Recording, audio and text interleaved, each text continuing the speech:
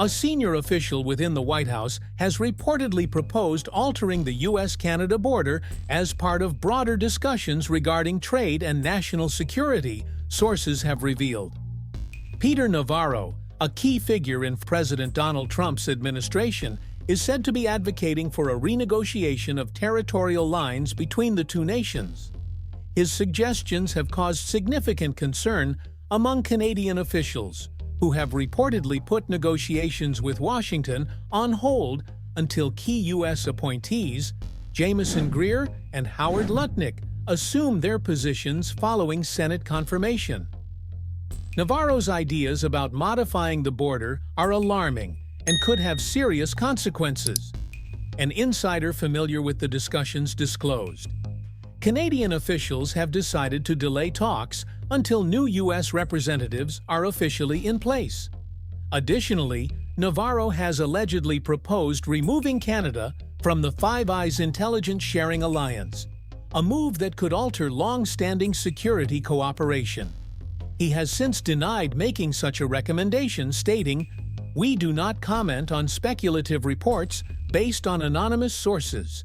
The United States would never compromise national security, especially with a close ally like Canada." Navarro's growing influence in policymaking has led some within the administration to express concerns about the lack of checks on his proposals.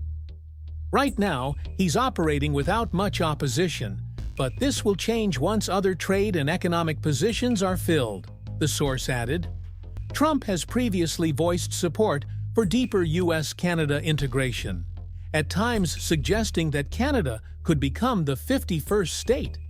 Canadian Prime Minister Justin Trudeau has firmly rejected the notion, although he was overheard acknowledging that repeated annexation remarks from Trump were becoming increasingly difficult to dismiss. At a recent cabinet meeting, Trump reiterated his stance, arguing that Canada benefits disproportionately from U.S. protection. "It's not fair. If they had to cover their own costs, they wouldn't be able to," he stated. The tensions between the two nations have escalated over trade, with the U.S. moving forward with 25% tariffs on Canadian goods following a temporary pause. Although Canada initially agreed to reinforce border security measures, including the use of new surveillance technology and personnel, the tariff dispute remains unresolved. Further complicating relations is Trump's renewed push for the Keystone XL pipeline, a $9 billion project designed to transport oil from Canada's western tar sands to U.S. refineries. Initially proposed in 2008, the pipeline was halted under President Joe Biden's administration, but Trump has signaled his intent to revive it, calling for expedited approvals. The Keystone XL pipeline was wrongfully abandoned. It needs to be built immediately, Trump declared on social media, urging developers to reconsider the project. In response to U.S. tariffs, Canada has imposed its own 25% levies on a variety of American imports, including alcohol and consumer goods, while encouraging citizens to avoid travel to the United States. "We did not seek out this dispute, but we will not back down," Trudeau stated. "Canada will always stand up for itself." As tensions continue, both governments remain at a standstill, with Canada waiting for the incoming U.S. officials to be installed before engaging in further negotiations. The White House has yet to officially respond to inquiries regarding the situation. What happens next remains uncertain. Will cooler heads prevail, leading to a diplomatic resolution, or are the two nations on a collision course over trade, security, and sovereignty? For now, the world watches as the U.S. and Canada navigate one of the most contentious chapters in their long-standing relationship. What happens next remains uncertain. Will cooler heads prevail, leading to a diplomatic resolution, or are the two nations on a collision course over trade, security, and sovereignty? For now, the world watches as the U.S. and Canada navigate one of the most contentious chapters in their long-standing relationship. The idea of Canada becoming the 51st state of the United States has long been a topic of speculation, often dismissed as unrealistic or even absurd. However, with rising tensions, trade disputes, and political shifts, the question of what would happen if Canada were annexed by the U.S. remains a fascinating and complex issue. While such an event is highly improbable, exploring its potential impact on Canadian life provides insight into the significant cultural, economic, political, and social differences between the two nations. Economic changes, dollar shift, and trade adjustments. One of the most immediate and noticeable impacts of Canada joining the U.S. would be the transition from the Canadian dollar to the U.S. dollar. While some Canadians may welcome the switch, citing the stability and global dominance of the U.S. currency, others would argue that it strips Canada of an essential part of its national identity. Moreover, currency fluctuations and price adjustments could impact wages, savings, and overall purchasing power for many Canadians. Additionally, Canada would no longer have independent control over its trade agreements, tariffs, and economic policies. Instead, it would fall under U.S. trade laws, which could drastically reshape industries such as agriculture, energy, and manufacturing. The integration could make trade more seamless with the U.S., but might also limit Canada's ability to negotiate independently with other countries. Healthcare overhaul, a loss of universal coverage? One of the biggest concerns for Canadians would be the potential loss of their universal healthcare system. The United States operates a largely privatized healthcare industry, with employer-based insurance playing a dominant role. If Canada were to adopt the U.S. system, Canadians could face higher healthcare costs, reduced accessibility, and medical bankruptcy, an issue relatively uncommon in Canada today. Alternatively, if Canada managed to retain its universal healthcare system within the U.S., it could create tension between American states, many of which oppose public healthcare expansion. The debate over whether Americans in other states should also receive similar coverage would likely be a major point of contention. Taxation and cost of living adjustments. Taxation is another significant area where Canadians would experience a shift. The U.S. has a different tax structure compared to Canada, with lower income taxes in some states, but higher costs in other areas, such as healthcare and education. While Canadians might see a reduction in personal income tax, they could also face increased costs in healthcare premiums, student loans, and military spending contributions.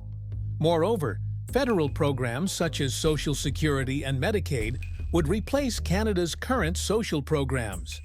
The long-term impact on retirement benefits and government assistance could be uncertain for many Canadians who have contributed to the Canada Pension Plan, CPP, their entire working lives.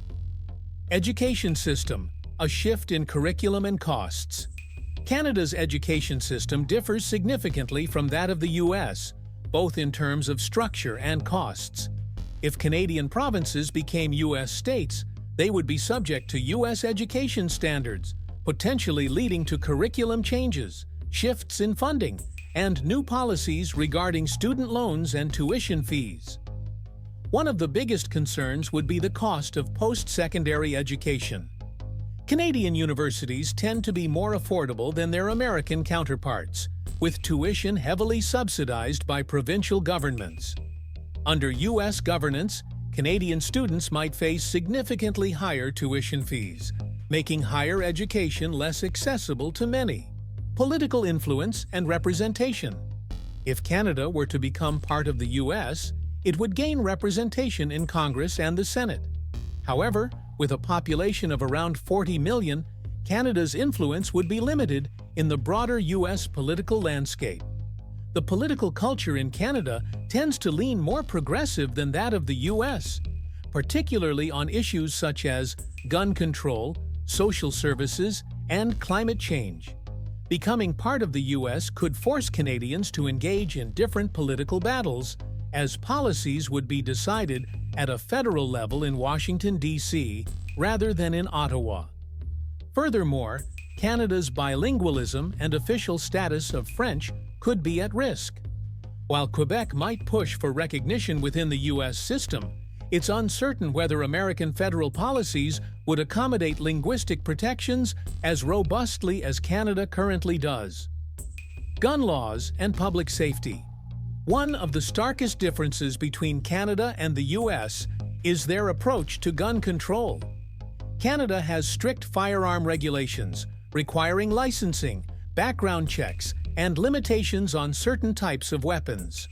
The U.S., by contrast, has a strong gun rights culture with the Second Amendment, allowing for broad gun ownership rights. If Canada were to join the U.S., gun laws could change significantly, making it easier for Canadians to purchase and carry firearms. This could lead to concerns over increased gun violence and changes in public safety norms that Canadians are not accustomed to. Cultural identity and national pride. Perhaps the most significant impact of Canada becoming a U.S. state would be the loss of national identity. Canada prides itself on its distinct culture, values, and independence from the U.S. The adoption of American governance, holidays, and institutions could dilute Canadian traditions and shift the way Canadians view themselves and their country. Hockey, Tim Hortons, multiculturalism, and a strong sense of social justice are just some of the defining aspects of Canadian culture. The concern would be that these elements might become overshadowed by American influence, leading to an identity crisis for many Canadians who cherish their country's uniqueness. Indigenous rights and land treaties. Indigenous communities in Canada have historically held treaty agreements with the Canadian government, many of which are enshrined in the country's constitution. If Canada were to become part of the U.S., these agreements could be at risk of being renegotiated, ignored, or eliminated altogether. The U.S. has a different approach to Indigenous governance, and there are concerns that tribal sovereignty and land rights could be weakened under American policies. This could lead to legal battles and a significant disruption to Indigenous communities that rely on existing Canadian legal protections. Environmental policies and climate change approach. Canada has taken a more aggressive stance on environmental protections and climate change than the U.S. in recent years. Policies such as carbon pricing and environmental conservation efforts could be rolled back if Canada were governed by U.S. federal policies, particularly under an administration that prioritizes deregulation. Additionally, the exploitation of Canada's vast natural resources, such as oil and timber, could become more commercialized, with the U.S. having greater control over decision-making. This could lead to long-term environmental consequences that many Canadians might oppose. Would Canadians even want this?